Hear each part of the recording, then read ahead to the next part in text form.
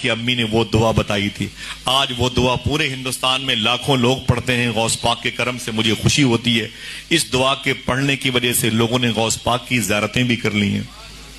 मैं गुजारिश करूंगा अपने बुजुर्गों से और आप सबसे, रिकॉर्डिंग कर रहे हैं आप इस दुआ को जरूर पढ़ा कीजिए। हर नमाज के बाद 11 मरतबे या दिन भर में 111 मरतबे इंशाअल्लाह पढ़ ले मेरे साथ। बिस्मिल्लाहिर्रहमानिर्रहीम, ऊंची आवाज में, बिस्मिल्लाहिर्रहमानिर्रहीम।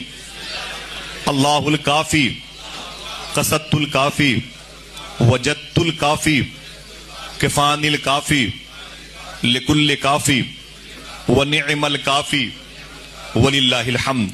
बस इसे याद कीजिएगा इंशाअल्लाह। जब भी कोई मुश्किल मौका है इसे जरूर पढ़िएगा इंशाअल्लाह। मोबाइल में रिकॉर्ड कर लें या यूट्यूब से निकाल लें, ये आयत दुआ लिखी होगी इंशाअल्लाह, उसको रखिए। जब भी कभी कोई जालिम व जाबिर के सामने जाइएगा इसे पढ़ते हुए जाइएगा इंशाअल्लाह।